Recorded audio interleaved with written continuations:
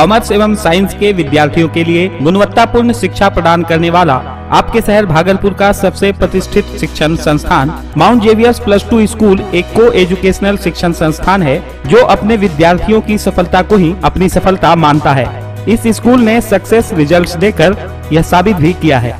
Mount Xavier's +2 school में विद्यार्थियों के लिए उत्तम पढ़ाई के साथ साथ हर तरह की सुविधाओं का ध्यान भी रखा गया है। माउंट जेवियर्स +2 स्कूल के सारे शिक्षक अनुभवी और योग्य हैं। यहाँ रचनात्मक तरीके से बच्चों को शिक्षित किया जाता है। रिजल्ट ओरिएंटेड स्टडी पर फोकस किया जाता है। एयर कंडीशनर डिजिटल क्लासरूम की फैसिलिटी है। हर क्लासरूम में कोरोना से बचाव हेतु कोविड-19 के नियमों का पालन किया जाता है। पढ़ाई के बाद बच्चों को स्टडी मटेरियल्स भी उपलब्ध कराई जाती है। बच्चों के लिए लाइब्रेरी की फैसिलिटी उपलब्ध है। बच्चों के लिए लैब फैसिलिटी भी उपलब्ध है। खेलकूद के लिए इंडोर गेम्स रूम की फैसिलिटी बच्चों के लिए उपलब्ध है। पिक एंड ड्रॉप की सुविधा भी उपलब्ध है। तो फिर देर किस बात की, प्रवेश शुरू है। आप भी अपने बच्चों का एडमिशन इस स्कूल में कराएं और अपने बच्चों के भविष्य की चिंता करना छोड़ दें। हमारा पता है DN सिंह रोड, खरमनचक, भागलपुर। संपर्क सूत्र 7050466701 997334।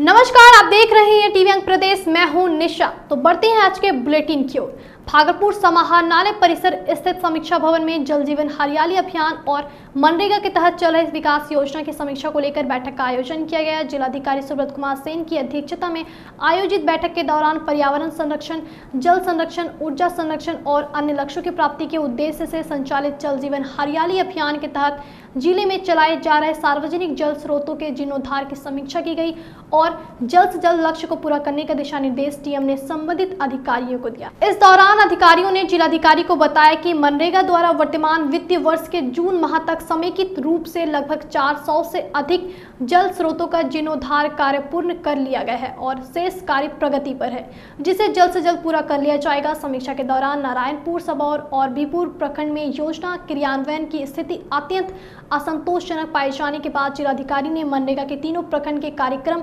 पदाधिकारी से एक सप्ताह के भीतर स्पष्टीकरण मांगा है। बैठक में प्रशिक्षु IAS सह सहायक समाहर्ता, उप विकास आयुक्त, निदेशक DRDA सहित अन्य अधिकारी मौजूद थे। यूं तो पूरे प्रदेश में कोरोना संक्रमण की रफ्तार में धीरे धीरे कमी आ रही है, लेकिन हम जो आपको तस्वीर दिखाने जा रहे हैं वह संक्रमण की चेन को बढ़ाने वाला है। जी हाँ, संक्रमण के तीसरे दौर को आमंत्रण देने वाला है और सरकार के द्वारा जारी गाइडलाइन की धज्जियां उड़ाने वाला है। यह तस्वीर भागलपुर शहरी क्षेत्र के मोहदी नगर प्राथमिक स्वास्थ्य केंद्र का है, जहां संक्रमण से बचाव को लेकर भारी संख्या में लोग टीकाकरण कराने पहुंचे और इस दौरान लोग सोशल डिस्टेंसिंग और कोरोना गाइडलाइन का ठेंगा दिखाते दिखे। संक्रमण से बचाव के लिए लगाए जाने वाले टीकाकरण के दौरान यह तस्वीर संक्रमण को बढ़ाने वाली और जानलेवा साबित हो सकती है। जरूरत है कोरोना संक्रमण को पूरी तरह से समाप्त करने के लिए ऐसी तस्वीरों पर रोक लगाए जाने की, क्योंकि अभी बिहार के साथ साथ भागलपुर भी पूरी तरह कोरोना से मुक्त नहीं हुआ है।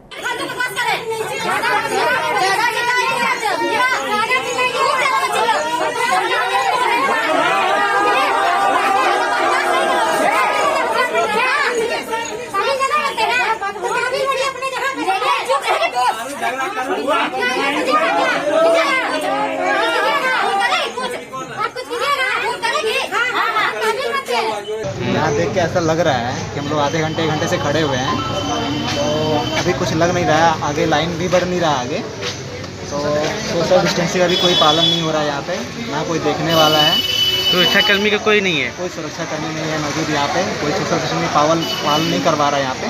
तिलकामांझी भागलपुर विश्वविद्यालय के जूलॉजी डिपार्टमेंट में समाजसेवी रामगोपालपुर पोद्दार और शरद किशोरपुरिया के द्वारा बनाकर विश्वविद्यालय प्रशासन को सुपुर्द किया गया।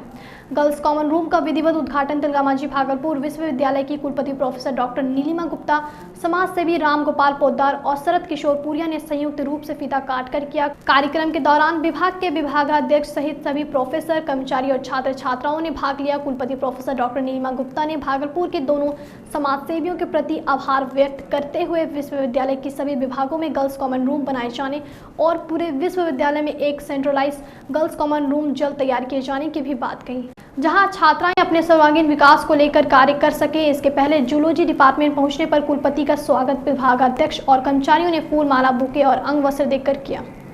जूलॉजी विभाग में गर्ल्स कॉमन रूम, छात्राओं के लिए कॉमन रूम की एक सुविधा दी गई है और मुझे प्रसन्नता है। आप लोगों ने सब अभी देखा कि हमारे जो ये स्पॉन्सर हैं रामगोपाल पोद्दार जी और किशोर पुरिया जी, इन लोगों ने इसको स्पॉन्सर किया है, तो ये बहुत ही एक प्रसन्नता की बात है। बिहार सरकार के समाज कल्याण मंत्री और जदयू विधायक मदन सहनी के द्वारा बिहार में अफसरशाही हावी होने का हवाला देते हुए मंत्री पद से इस्तीफा दिए जाने की पेशकश को कांग्रेस विधानमंडल दल के नेता और भागलपुर विधायक अजीत शर्मा ने सही कदम करार दिया। कांग्रेस नेता ने मदन सहनी द्वारा इस्तीफा के पेशकश के बहाने राज्य सरकार पर जमकर हमला बोला और जदयू में जल्द ही टूट होने की बात करते हुए बिहार में महागठबंधन की सरकार बनाए जाने का दावा भी ठोका है। इस दौरान कांग्रेस नेता ने कहा कि बिहार वर्तमान एनडीए सरकार में काम करने वाले अफसरों पर अफसरशाही हावी हो गई है और कुछ अधिकारियों के कब्जे में पूरी सरकार और बिहार है। बिहार के अधिकारी, मंत्री, विधायक और जनप्रतिनिधियों का सम्मान नहीं करते हैं और उनकी बातों को अनसुना कर देते हैं और अधिकारी भ्रष्टाचार और लूट में मस्त हैं। कांग्रेस विधानमंडल दल के नेता ने कहा कि कल तक कांग्रेस में टूट होने की बात करने वाले जदयू के नेता अपनी पार्टी बचाएं, क्योंकि जल्द ही जदयू में एक बड़ी टूट होने वाली है और बिहार में महागठबंधन की सरकार बनने वाली है। वहीं नए राजनीतिक घटनाक्रम पर राजनीतिक पंडित इसे बिहार में बदलाव का संकेत भी बता रहे हैं। तो ये माननीय मुख्यमंत्री नीतीश कुमार जी के कार्यकाल में कुछ अधिकारियों के कब्जे में पूरा सरकार है और ये पूरा बिहार ही पदाधिकारियों के कब्जे में हो गया है।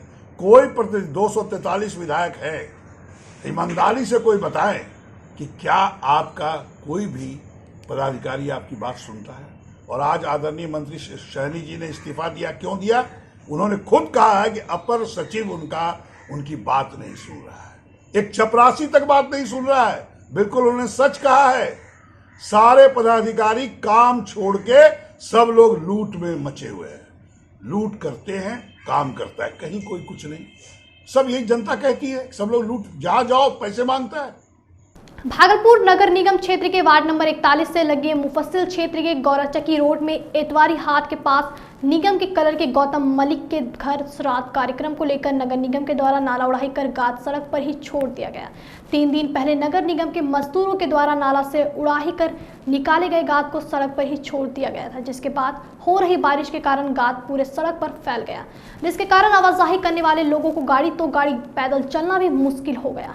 और जब स्थानीय लोगों ने इसकी शिकायत निगम प्रशासन से की तो निगम ने सीमांकन का हवाला देकर गाद उठाने से इनकार कर दिया, जिसके बाद लगातार गाद के कारण परेशान हो रहे स्थानीय लोगों ने खुद ही गंदगी को हटाने सड़क पर उतरे। इस दौरान स्थानीय पुरुष, महिलाएं और बच्चों ने श्रमदान कर सड़क को चलने लायक बनाया।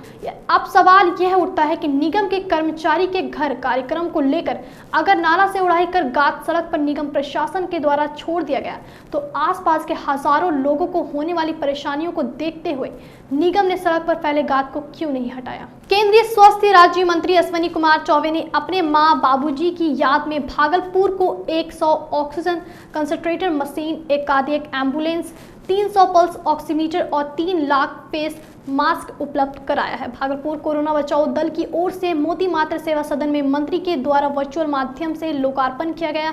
वर्चुअल माध्यम से स्वास्थ्य राज्य मंत्री अश्विनी चौबे और उनके दोनों पुत्र भाजपा नेता अरिजीत चौबे एवं अविरल चौबे कार्यक्रम से जुड़े हुए थे। वहीं मोती मात्र सेवा सदन में कार्यक्रम के दौरान civil surgeon doctor Umesh Sharma, JLNMCH के अधीक्षक doctor Seem Das, medical college के प्राचार्य हेमंत सिन्हा समेत कई भाजपा नेता शामिल हुए। इस दौरान केंद्रीय स्वास्थ्य राज्य मंत्री अश्विनी चौबे के निजी सहायक संजीव भगत ने ऑक्सीजन कंसंट्रेटर मशीन का डेमो भी किया। भाजपा नेता और कार्यक्रम के संचालक अभय घोष सोनू ने कहा कि आज ऑक्सीजन बैंक का शुभारंभ हुआ है और एक कार्डियक एम्बुलेंस भी उपलब्ध कराया गया है। इससे भागलपुर के जरूरतमंद मरीजों को काफी फायदा मिलेगा। वैसे civil surgeon doctor Umesh Sharma ने कहा कि मंत्री अश्विनी चौबे के सौजन्य से कार्डियक एम्बुलेंस और ऑक्सीजन कंसंट्रेटर मशीन मिला है। इससे भागलपुर जिले के मरीजों के लिए स्वास्थ्य के क्षेत्र में काफी मददगार साबित होगी। इसमें मुख्य रूप से आज 100 ऑक्सीजन कंसंट्रेटर के अलावे 3 लाख मास्क और ये आप देख रहे हैं कार्डियो जो एम्बुलेंस है उनका भी विधिवत उद्घाटन हुआ है। साथ में कुछ जो है हम लोगों ने लगभग 100 के मात्रा में अभी हम लोग को प्राप्त हुआ है वो ऑक्सीमीटर, जो हम लोग इसका एक बैंक बना करके भागलपुर के विभिन्न क्षेत्रों में जरूरतमंद लोगों को हम लोग इसको पहुंचाएंगे। अब तो चला एक छोटे से ब्रेक के बाद खबरों का सिलसिला जारी रहेगा, तो बने रहे टीवी अंक प्रदेश के साथ। आपके भागलपुर में पूरी भव्यता के साथ महिलाओं के लिए पहली बार भव्य रेंज और ब्रांडेड आइटम का संसार भाव्या। बेनवियों बेहद ही खूबसूरत sari, lehenga, salwar suit, suit piece, kurti और अंडरगारमेंट्स, ये सब कुछ होगा एक ही छत के नीचे। भाव्या यानी भाव्या के साथ भव्य रेंज की सौगात। बेनवियों भाव्या एक्सक्लूसिव शोरूम कचहरी चौक near petrol pump Bhagalpur. Bhavya exclusive showroom.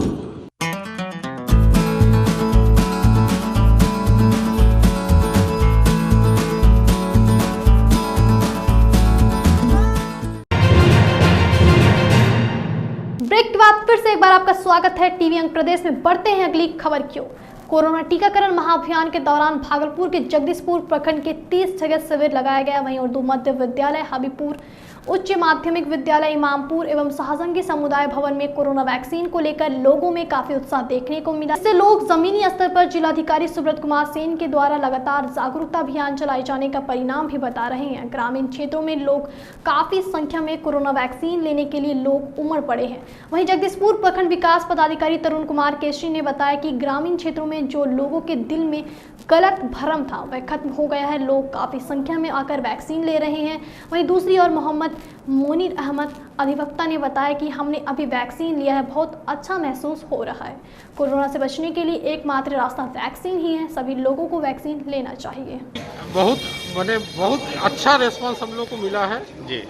लोगों के मन में जो भ्रम था वो भ्रम खत्म हो गई अब, और अगल बगल सभी लोग अपने घर के अगल बगल लेने के बाद उनके भी मन में आश्वस्त हो गए कि इसमें किसी प्रकार की कोई कठिनाई नहीं होती है, कोई हानि भी नहीं होती है।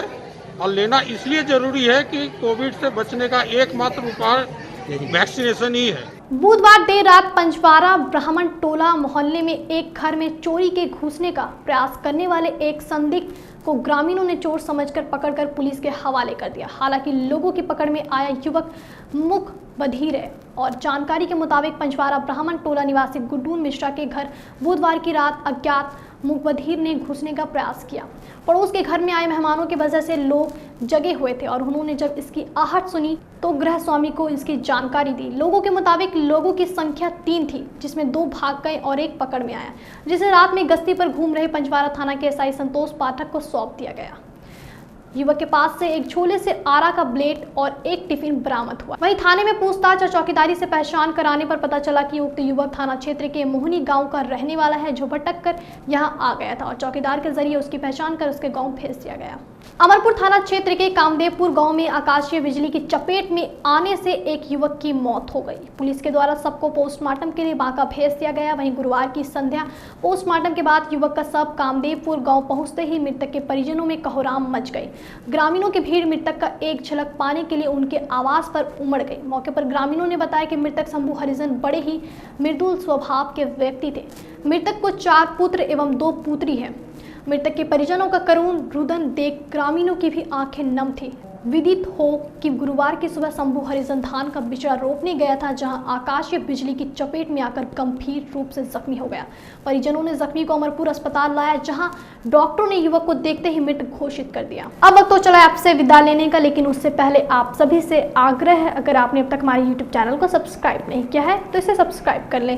साथ ही अगर आप हमारा फेसबुक पर न्यूज़ देख रहे हैं, हमारे पेज को लाइक और फॉलो कर ले। तो फिर होगी आपसे मुलाकात। तब तक के लिए नमस्कार।